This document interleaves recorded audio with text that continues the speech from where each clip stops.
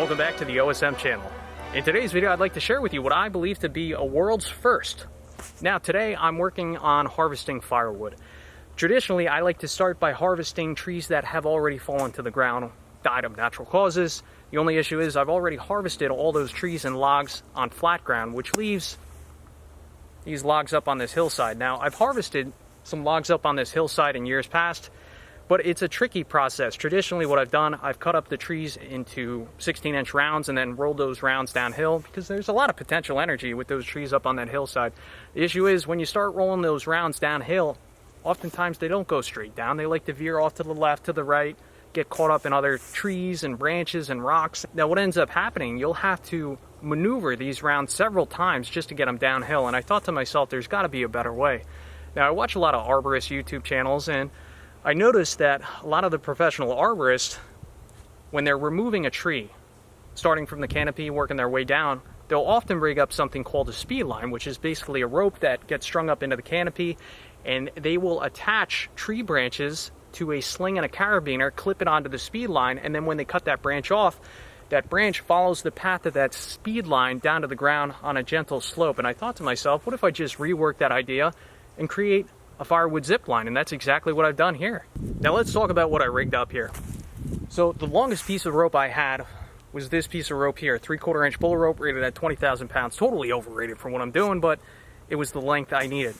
So I attached that 3/4 inch bull rope to a tree up on the hillside, just beyond a log that I want to harvest. I've also attached the rope, obviously, to a low point on flat ground. Now attached to that rope, I have a pulley and a set of tongs. And attached to one end of the tongs is a retrieval rope, which serves two purposes. For one, when the rounds come all the way downhill, I don't have to walk all the way downhill to retrieve the pulley. I can just pull on that retrieval line to bring it back up the hill. But here's the ingenious part. That retrieval rope also acts as a release because it's attached to one end of the tongs. When I pull on that retrieval line, it lifts one end of those tongs off the log, therefore dropping the log directly on the ground. So I thought that was kind of ingenious. Let's take a closer look, and we'll go up on the hillside and see if this actually works.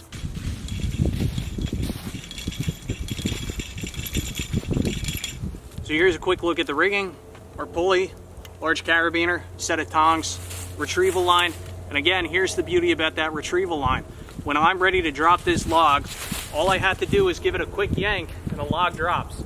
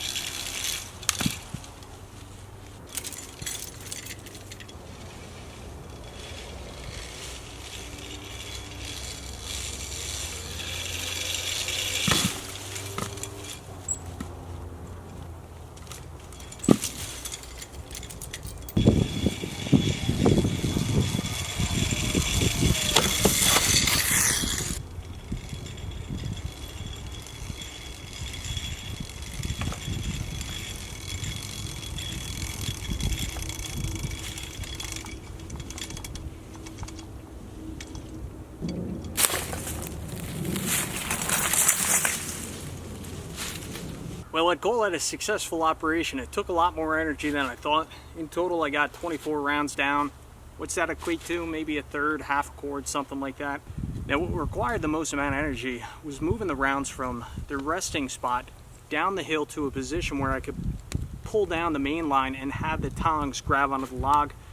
Also, I found that I had to lift up on the main line a little bit to get the logs to overcome a little hump, which if I had spent more time setting the system up, putting more tension on the line, making the attack angle a little bit shallower, I think it would have worked a lot better.